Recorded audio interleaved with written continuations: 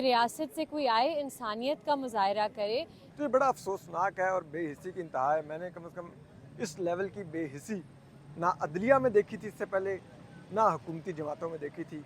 आप कोई जालिम वडेरे या बदमाश तो नहीं है मोहल्ले के कि आप लोगों को गायब कर देंगे और कहेंगे जब तक हमारी मंशा या मर्जी पूरी नहीं होती हम इनको रिलीज नहीं करेंगे। इधर आके इन बच्चियों की, इन माओं के सर पे हाथ रखे, कहे कि हम रियासत हैं, हम आपकी सुनते हैं, बता। और इन्हें कहें आपका मसला जायज़ है, आपके लोग मिसिंग हैं, हम उनको रिलीज कराने की यहाँ उन्हें कानूनी दायरे इख्तियार में लाने के लिए मुतहरिक होंगे। मगर सब लोग मजबूर लोग हैं जो हुकूमत में बैठे हुए हैं। इनको जहाँ से इजाज़त मिलती है वो इजाज़त नहीं मिल रही कि ये आके मिलें। बिस्मिल्लाहिर्रहमानिर्रहीम, अस्सलाम वालेकुम नाज़रीन। इस वक्त खड़े हैं यहाँ पर सेक्टर F6 में यहाँ पर बलोच लापता अफराद की जो लवाहिकीन है वो यहाँ पर सरापा एहतजाज है और इनके एहतजाज को आज 22वां रोज़ है कि इनका एहतजाज यहाँ पर जारी है। पुलिस की भी भारी नफरी यहाँ पे मौजूद है और ये जो मुजाहिरीन हैं इनको भी आप देख सकते हैं। ये जो अपने इनके लापता अफराद है उनके लिए यहाँ पर इंसाफ मांग रहे हैं और कह रही है कि जो हमारे जितने भी लोग लापता हुए हैं, जो इनके प्यारे लापता हुए हैं, उनके हवाले से अदालतों में अगर जाना पड़ता है तो हम अदालतों में भी जाएंगे। हम आपके पास भी यहाँ पर आए हैं और एक उम्मीद लेके आए हैं कि हमें इंसाफ दिया जाए। इन लोगों से भी बातचीत करेंगे, लेकिन यहाँ पर एडवोकेट ईमान मज़ारी साहब भी मौजूद है और उसके साथ साथ जो है असतूर साहब भी मौजूद है। उन लोगों से भी गुफ्तगू करेंगे कि वो इस एहतजाज के हवाले से उनका मौक़िफ़ क्या है, वो क्या कहना चाह रहे हैं। आइए उनसे बातचीत करते हैं। मेरे वकील से पहले तो बतौर इंसान मेरे लिए बहुत तकलीफ दे बात यह है कि 22 दिनों से हम बारहा इधर बैठ के खड़े होकर यही बात कर रहे हैं कि रियासत से कोई आए इंसानियत का मुजाहरा करे। इधर आके इन बच्चियों की, इन माओं के सर पे हाथ रखे, कहे कि हम रियासत हैं, हम आपकी सुनते हैं, बताएं आप क्यों इधर इतनी तकलीफ़ में बैठे हुए हैं।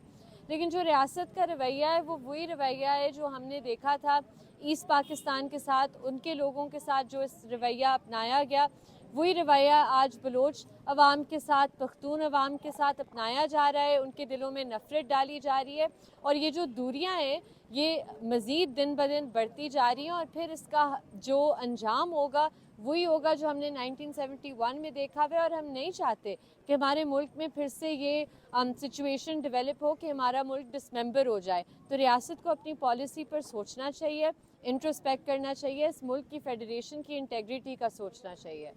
देखिए ये बेहिसी की इंतहा है कि आप ये देखिए कि इनको अब जो पहला राब्ता हुआ इंतज़ामिया की तरफ से, भी हुकूमत की तरफ से नहीं, वो भी इस्लामाबाद हाई कोर्ट के ऑर्डर पर हुआ कि आप जाके इनको मुतबादिल जगह फराहम करके ये जगह खाली करवाएं। और जब AC साहिबा आईं तो वो इनको मुतबादिल जगह संजानी ऑफ़र कर रही थी।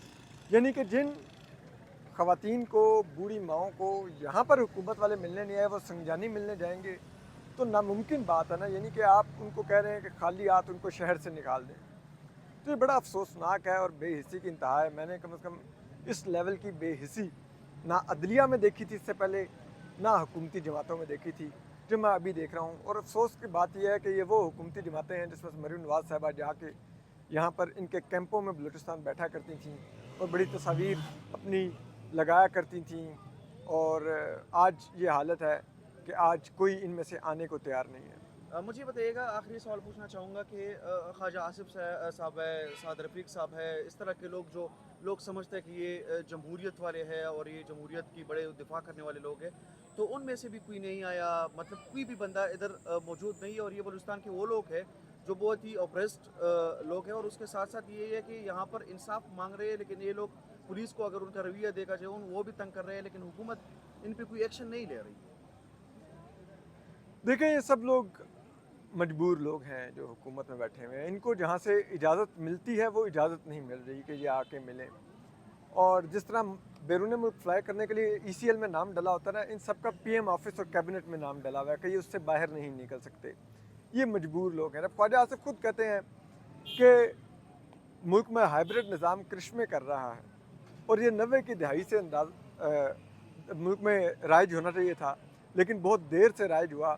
लेकिन खुद ही कुछ दिन बाद वो करिश्मा बताते हैं कि 50% ब्यूरोक्रेसी बैरून मुल्क की शहरियत ले रही है और जायदादें खरीद चुकी है।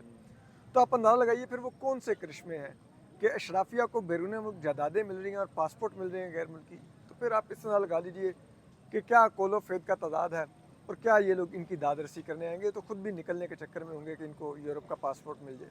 बहुत के मुंह पर एक तमाचा है और ये बेशर्मी की वो हद है कि रियासत पाकिस्तान اس وقت دارال خلافہ میں اپنے شہریوں کی اس بات کو اگنور کرنا چاہتی ہے, تسلیم کرنے کو نہیں تیار کہ پاکستان کے شہری عورتیں مائیں بیٹھی ہیں, اتنا سا مطالبہ کر رہی ہیں کہ ہمارے لوگ جبری طور پر گمشدہ ہیں.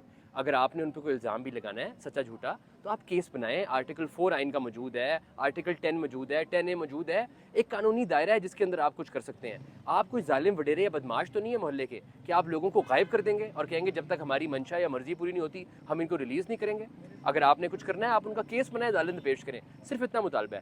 اس مطالبے کے اوپر ریاست پر الزام ہے, ریاست تو پارٹی ہے اس کے اندر, اس کے باوجود ہم تیار ہیں کہ ریاستی ادارے یہاں پر آئیں, کوئی عوامی لیڈر یہاں پر آئے, کوئی کابینہ کے ممبر آئیں, کوئی منسٹر آئیں, ان سے بات کریں, ان کے سر پہ شفقت کا ہاتھ رکھیں اور انہیں کہیں آپ کا مسئلہ جائز ہے, آپ کے لوگ مسنگ ہیں, ہم ان کو ریلیز کرانے کی یہاں انہیں قانونی دائرے اختیار میں لانے کے لیے متحرک ہوں گے, مگر وہ یہ کرنے سے قاصر ہیں. بہت شکریہ.